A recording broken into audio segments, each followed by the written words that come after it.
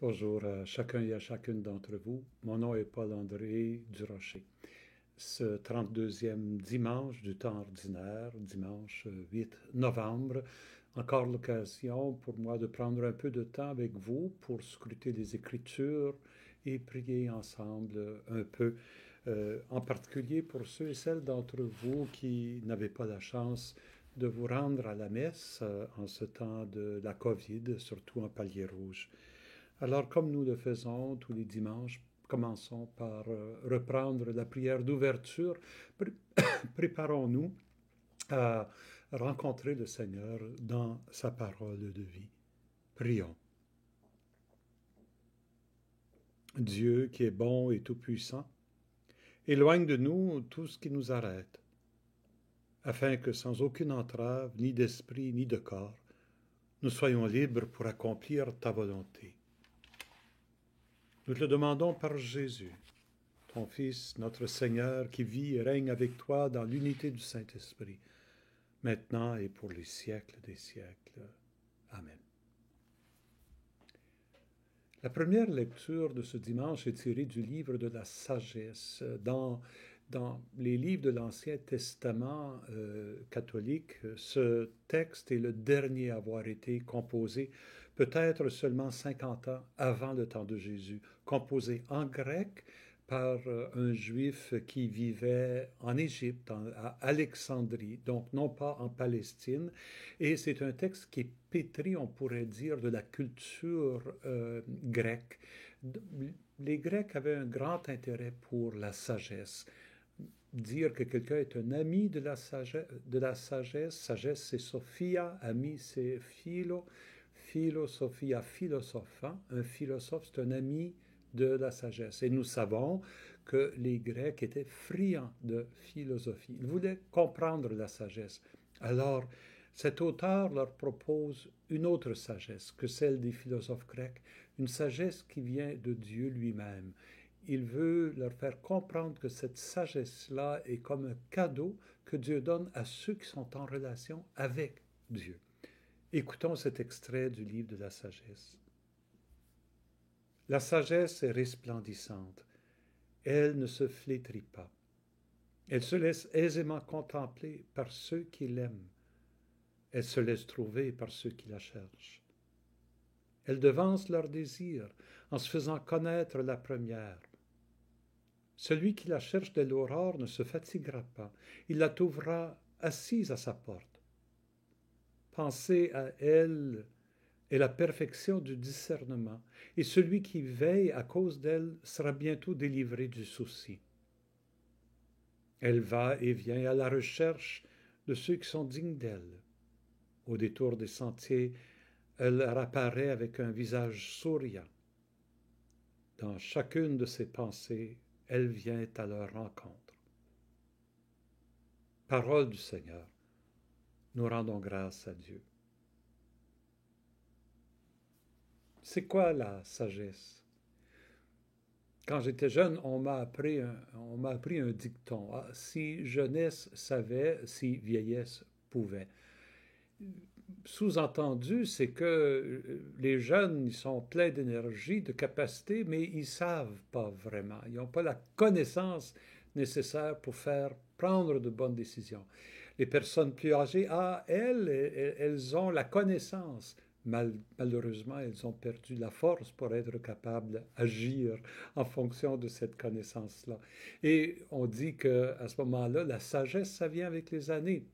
Et je dois admettre que lorsque je me regarde quand j'étais jeune prêtre, je hoche ma tête à des choses que j'ai dites, des choses que j'ai faites, des décisions que j'ai prises. Aujourd'hui, je me dis, mon Dieu, que j'aurais fait ça autrement. C'est vrai que les années d'expérience sont comme une école où nous apprenons beaucoup et tranquillement, il y a des choses qui se placent, qui se voient autrement. C'est l'expérience de l'acquisition de la sagesse. Et pour les Grecs, la sagesse, c'était la capacité de bien comprendre la vie, les mystères de la vie aussi. Pour eux, la sagesse, c'était aussi la recherche scientifique. Mais la réflexion sur la personne humaine, qu'est-ce que ça veut dire être pleinement humain, qu'est-ce que ça veut dire atteindre le bonheur. Et on recherchait cette connaissance-là à partir de discussions, de réflexions, d'échanges. Voilà la sagesse grecque. L'auteur du livre de la sagesse, qui est juif, lui dit, la sagesse, elle vient pas de nous, elle vient d'un autre, elle vient de Dieu. C'est Dieu qui nous permet de bien comprendre qui nous sommes, de comprendre la situation dans laquelle nous sommes, de comprendre la vie qui nous est proposée. Et c'est pour ça que pour lui, il personnifie la sagesse comme étant l'auxiliatrice de Dieu, qui est à la source même de l'œuvre créatrice de Dieu, que Dieu crée avec sagesse. Et puisque Dieu crée avec sagesse, si nous accueillons la sagesse que Dieu veut nous donner, alors nous comprendrons ce monde dans lequel nous vivons, puisqu'il a été créé avec cette sagesse-là. Qu'est-ce qu'il dit dans le passage qu'on vient de lire, cet auteur? D'abord, il dit qu'elle se laisse trouver aisément par ceux qui la recherchent. Hein? C'est pas quelque chose qui exige de longues années d'études, des techniques de raisonnement que seuls des universitaires peuvent avoir. Non, elle est à la portée de main. Il s'agit d'une chose, il s'agit de la rechercher, de la désirer. C'est vraiment ça que l'auteur veut nous faire comprendre. Elle devance même nos désirs en se faisant connaître la première. Oui, elle se laisse trouver facilement si nous la recherchons. Et non seulement elle se laisse trouver, mais elle-même nous cherche. Elle vient à la recherche de ceux qui sont dignes d'elle. Et être digne d'elle, c'est tout simplement ça, c'est la désirer. Mais pour désirer la sagesse, si nous la reconnaissons comme venant de Dieu, il faut se tourner vers Dieu. Il faut être en relation avec Dieu pour l'accueillir. Dans le contexte qui est le nôtre, dans cette crise de la pandémie qui vient bouleverser toutes nos habitudes, nos façons de comprendre, elles sont aussi bouleversées. Il y a un défi à saisir le sens de la vie alors que les activités que nous pouvions faire sont impossibles à continuer ou bien que les projets qu'on s'était donnés se trouvent au-delà de la situation, de notre capacité de réalisation aujourd'hui. Tout ça vient vraiment désarçonner nos propres réflexes, nos propres compréhensions. Et nous cherchons à saisir, nous cherchons à comprendre, nous essayons de voir qu'est-ce qui est bien, dans quelle direction il faut se lancer. C'est là où la perspective croyante nous invite à trouver dans notre relation avec Dieu la juste perspective, que c'est dans cette relation-là que nous comprendrons le sens de ce que nous vivons et que nous pourrons vraiment discerner ce qu'il y a à faire, ce qui est juste, ce qui est bon pour nous aujourd'hui. Ce texte nous invite donc à nous tourner vers le Seigneur, à le désirer pour recevoir de Dieu le don de la sagesse. Le psaume est un psaume de désir. Prions-le ensemble.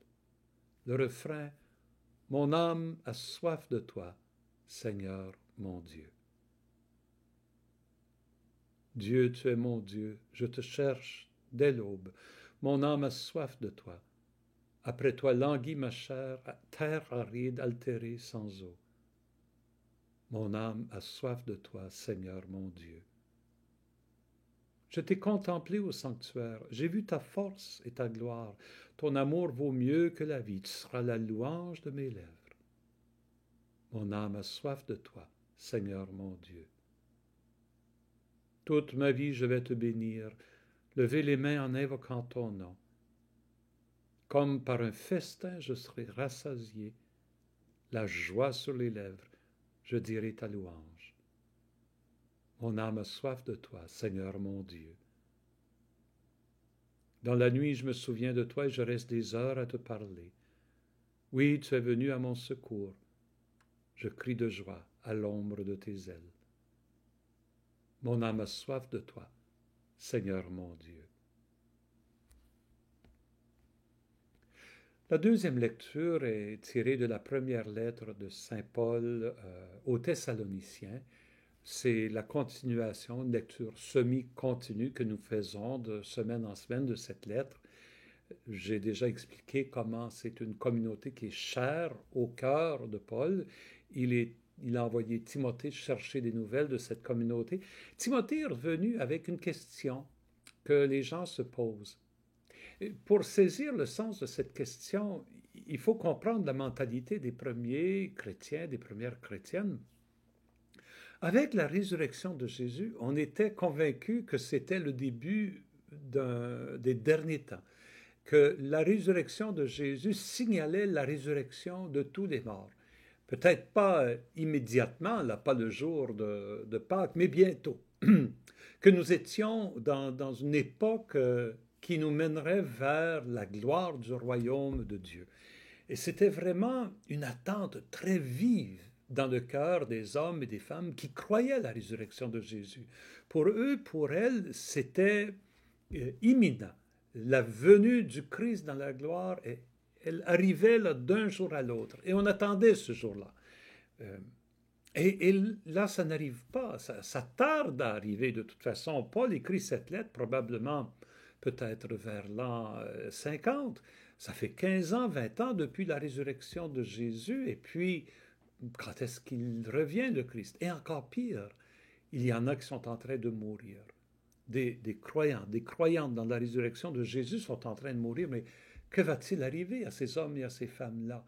Quand le Christ reviendra, ils ne seront pas là pour l'accueillir. Ils ne connaîtront pas la vie avec Jésus. C'est la crainte de ces hommes et de ces femmes. Paul leur répond. Écoutons sa réponse. Mes frères, mes sœurs, nous ne voulons pas vous laisser dans l'ignorance au sujet de ceux qui se sont endormis dans la mort. Il ne faut pas que vous soyez abattus comme les autres qui n'ont pas d'espérance. Jésus, nous le croyons, est mort et ressuscité. Et de même, nous croyons aussi, ceux qui se sont endormis, Dieu, par Jésus, les amènera avec lui.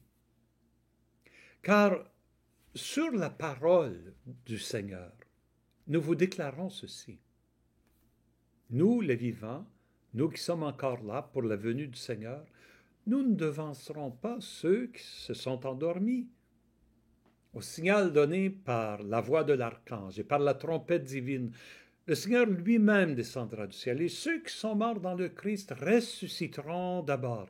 Et ensuite, nous les vivants, nous qui sommes encore là, nous serons emportés sur les nuées du ciel en même temps qu'eux à la rencontre du Seigneur. Ainsi, nous serons pour toujours avec le Seigneur. Réconfortez-vous donc les uns les autres avec ce que je viens de vous dire. Parole du Seigneur.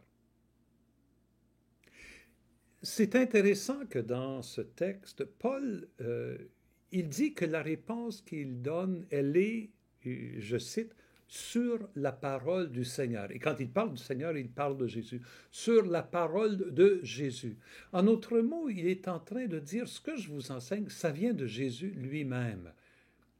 Paul n'a pas entendu Jésus prêcher. Il n'y a aucun signe qu'il ait entendu, nous ne le savons pas. Mais ce que nous savons, c'est après sa rencontre du Christ ressuscité sur le chemin de Damas, il a pris plusieurs années pour s'informer, pour être formé de tout, même auprès de Pierre et des autres apôtres à Jérusalem. Donc, il a reçu de leur bouche les traditions qui viennent de Jésus. Et ce qu'il dit ici, c'est que cet enseignement vient de Jésus lui-même. Que dans la venue du Fils de l'homme, les vivants et les morts seront rassemblés dans sa gloire pour l'accueillir. Et que ceux qui sont déjà morts, ils ressusciteront comme lui est ressuscité. Mais n'allons pas essayer de nous imaginer ce que ça veut dire, car la résurrection est une transformation radicale de notre être et de nos corps. Mais cela fonde la tradition chrétienne d'enterrer les morts dans des cimetières. Et c'est pour ça que je dis souvent que les cimetières sont des lieux d'espérance, non pas seulement de mémoire. C'est vrai qu'on va auprès d'une tombe d'un être cher faire mémoire de la personne, mais c'est aussi un lieu d'espérance. Nous croyons qu'à la fin des temps, nous serons tous transformés, les morts et les vivants, pour rencontrer le Seigneur Jésus. L'univers entier, le cosmos entier sera transformé. Cela fonde notre espérance face à la mort des autres et face à notre propre mort. Et cette espérance, elle n'est pas fondée sur un raisonnement ou sur un vœu pieux, elle est fondée sur un événement, l'événement de la résurrection de Jésus lui-même, événement dont les apôtres ont été les témoins.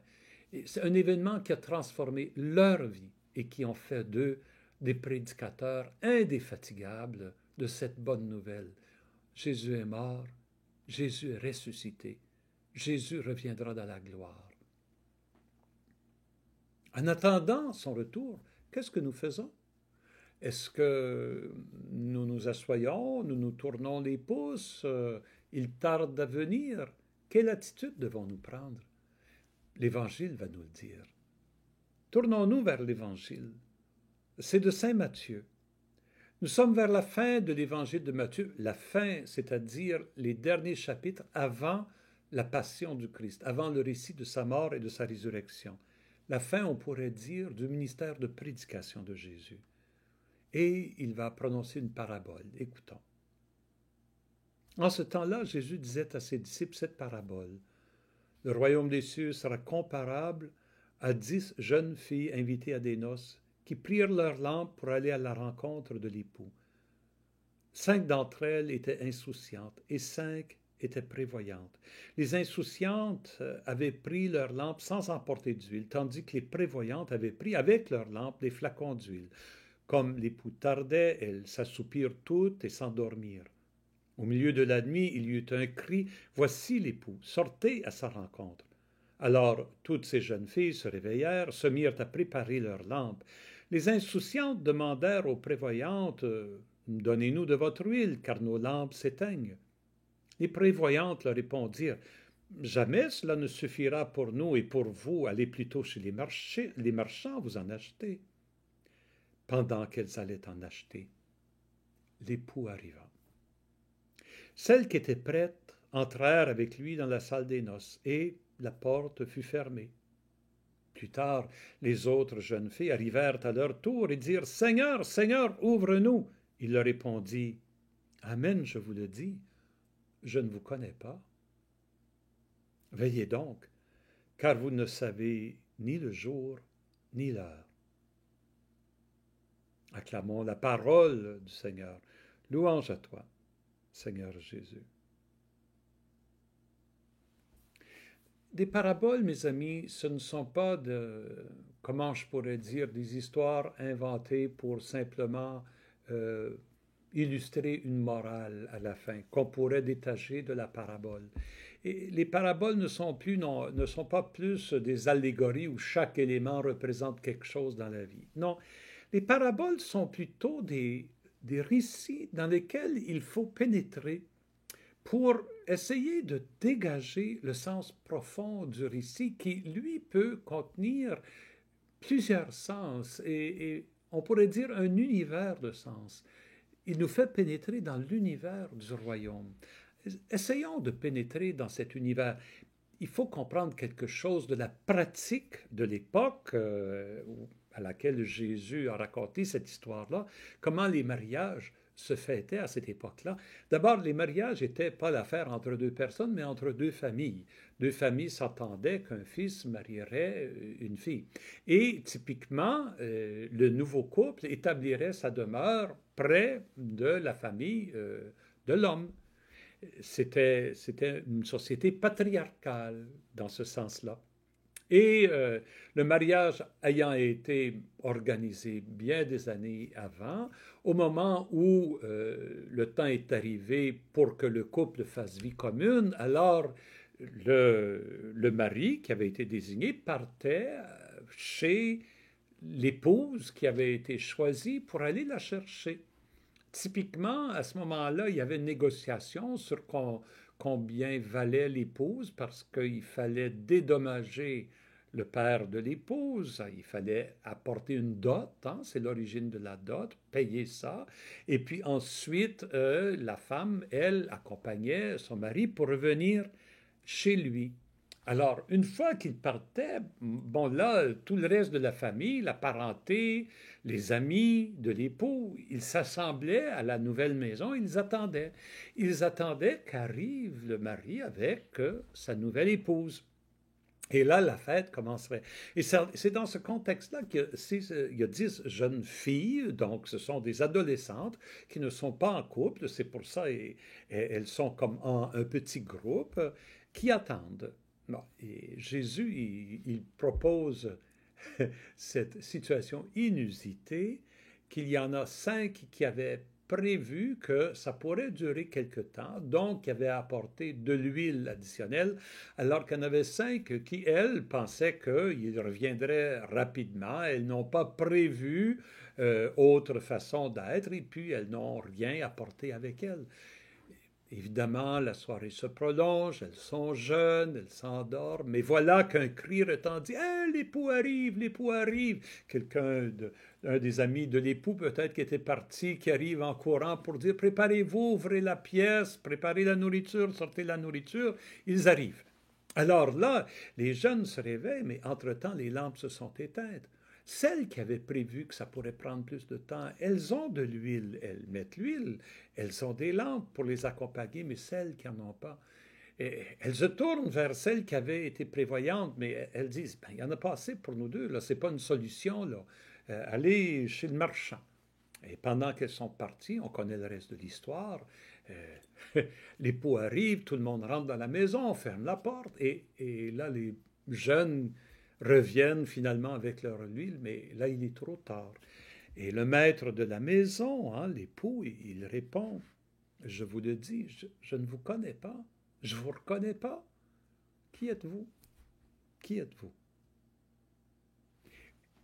Ce récit, quand on le pénètre, qu'est-ce qu'on peut y découvrir?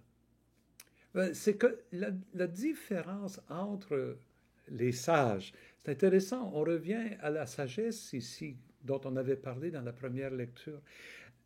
Les 5 qui ont été prévoyants se sont dit, les choses ne se dérouleront peut-être pas de la façon qu'on l'avait imaginé. Il faut s'attendre à ce que ça soit différent. Il faut s'attendre à ce que nos expectatives ne soient pas réalisées. Hein? Que nos espoirs, nos petits espoirs soient déçus. On s'imagine qu'ils vont revenir de bonne heure. Ça se peut que ça n'arrive pas. Alors que les autres, elles imaginent que bon, tout va se passer comme, oui, c'est ça, comme elles se l'imaginent. Elles sont surprises par l'inattendu, par le nouveau, par le fait que leurs plans sont changés, transformés. Tout ça les surprend complètement. Elles sont désarçonnées, elles n'avaient rien prévu. Dans notre vie, nous, comment nous situons-nous? Typiquement, dans notre société occidentale, on est habitué à faire nos plans, à dire voici ce que je vais faire aujourd'hui, demain, et puis on s'attend à ce que les gens correspondent à ce qu'on a prévu. Et lorsque l'imprévu se glisse dans la journée, à ce moment-là, la plupart d'entre nous, nous sommes, c'est ça, désarçonnés. On ne sait plus comment avancer. Que ce soit un échec, que ce soit un retard, que ce soit la maladie, que ce soit une pandémie, on a perdu nos repères. Et où trouver l'huile qui va nous permettre de rallumer nos lampes? C'est un peu ça la question. Et ici, Jésus, sa réponse à la fin, c'est une invitation à veiller. C'est une invitation à veiller, car vous ne savez ni le jour ni l'heure. Cette attitude de veille n'est pas une attitude passive. Comme si, je ne sais pas, on attend que quelqu'un vienne nous prendre à la porte, et puis bon, là, il tarde, et puis bon, il a appelé, peut-être il va arriver en retard. Bon, on se dit, mais qu'est-ce qu'on fait? Mais sortons les cartes et jouons aux cartes en attendant qu'il arrive. Veiller dans la tradition chrétienne n'est pas une attente comme celle-là, où on occupe notre temps en attendant que Jésus agisse. Au contraire, au contraire. Et là, la première lecture nous le rappelle. Pour trouver la sagesse, il faut la chercher. Qui la cherche, trouve. Et Jésus l'a dit, cherchez, vous trouverez. Frappez, on vous ouvrira. Demandez, vous recevrez. En d'autres mots, veiller pour un chrétien et pour une chrétienne, c'est une attitude de recherche continuelle. Recherche de quoi? D'une relation grandissante avec le Seigneur, de la volonté de Dieu, de chercher sa volonté en toutes choses et de l'accomplir. Et c'est comme ça que nos lampes sont rallumées, vous voyez. Parce que la lampe allumée, elle est symbole de la personne qui est en train de suivre la parole de Dieu et de la mettre en pratique. C'est ça, et on n'allume pas une lampe, Jésus l'a dit, pour la cacher sous le boisseau, mais pour qu'elle éclaire la maisonnée. Il y a dans cette parabole une invitation à vivre d'espérance, mais non pas d'une espérance qui attend bêtement, mais d'une espérance qui est active elle-même et qui se traduit dans un engagement concret au cœur de ce monde-ci, mais un engagement qui est nourri de la sagesse qui vient de Dieu lui-même. Je vous rappelle la prière d'ouverture de ce 32e dimanche du temps ordinaire. Dieu, qui est bon et tout-puissant, éloigne de nous tout ce qui nous arrête, afin que sans aucune entrave, ni d'esprit, ni de corps, nous soyons libres pour accomplir ta volonté. Que nous soyons libres, maintenant, ici, dans la situation où nous sommes pour accomplir ta volonté. Oui, au cœur de cette pandémie, quelle est la volonté de Dieu pour nous? C'est en nous posant cette question-là et en cherchant la réponse que nous allons rallumer nos lampes. Oui, cette pandémie vient tout changer nos attentes.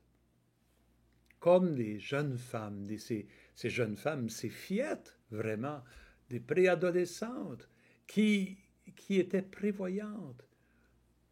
Ne soyons pas complètement pris par surprise par ce qui nous arrive, mais demandons-nous comment continuer à faire la volonté de Dieu ici maintenant.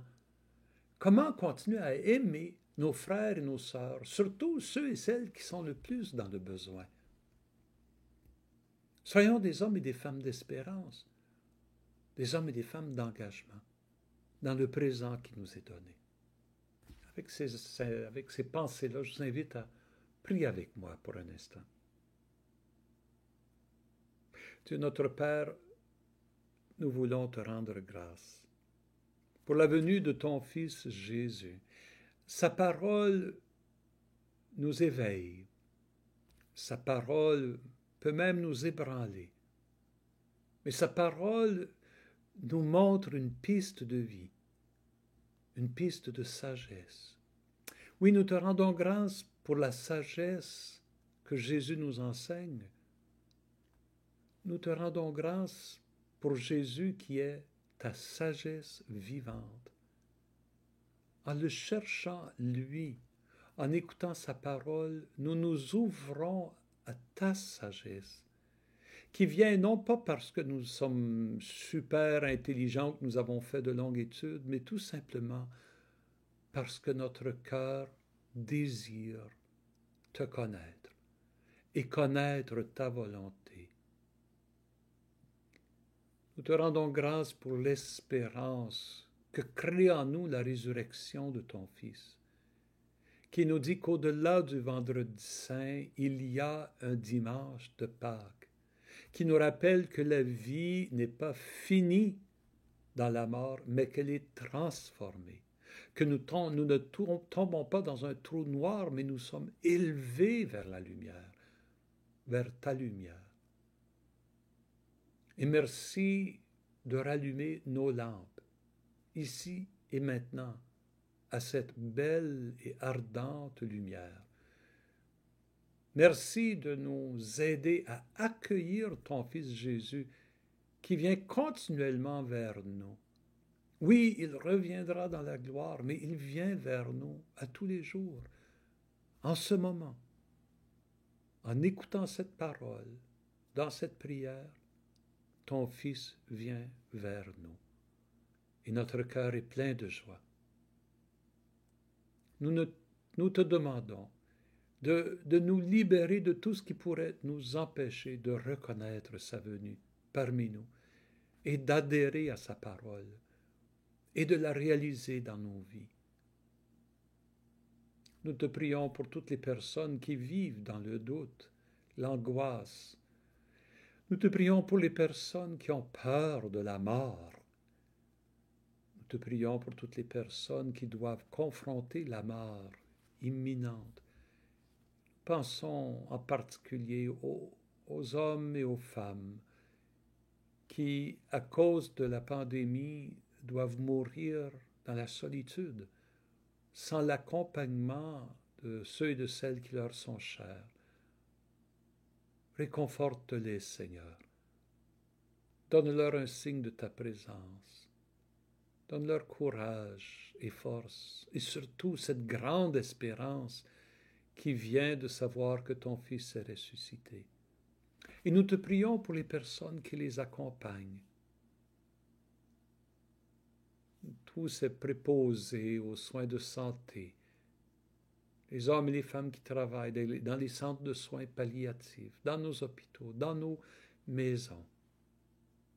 Donne-leur cette tendresse et cette attention à l'autre si importante dans ces derniers moments.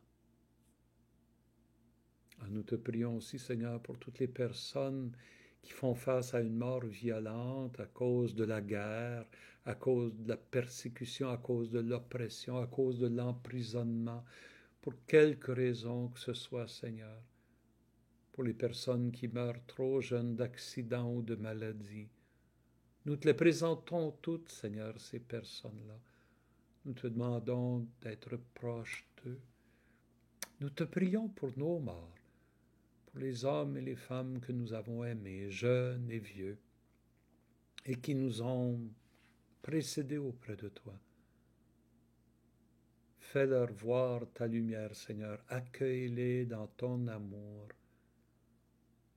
afin qu'à leur prière aussi nous soyons réconfortés et que nous croyions dans cette communion des saints qui fait que, même au-delà de la mort, nous sommes unis à elle et à eux dans ton amour. Et enfin, Seigneur, fais de nous des porteurs de ton flambeau au cœur de nos petits mondes, que la sagesse que tu nous donnes inspire nos attitudes, nos convictions, nos valeurs et soit la force de nos vertus, afin que nous puissions répandre ta lumière autour de nous. Et c'est dans cette grande espérance, Dieu notre Père, que nous te prions avec les mots que Jésus nous a enseignés. Notre Père qui es aux cieux, que ton nom soit sanctifié, que ton règne vienne, que ta volonté soit faite sur la terre comme au ciel. Donne-nous aujourd'hui notre pain de ce jour. Pardonne-nous nos offenses comme nous pardonnons aussi à ceux qui nous ont offensés. Ne nous laisse pas entrer en tentation, mais délivre-nous du mal. Car c'est à toi qu'appartiennent le règne, la puissance et la gloire pour les siècles des siècles. Amen. Mes amis, que la paix de Dieu, qui surpasse tout ce qu'on peut imaginer, garde vos cœurs et vos esprits dans le Christ Jésus notre Seigneur. Amen. Et que Dieu Tout-Puissant vous bénisse, le Père, le Fils et le Saint-Esprit. Amen.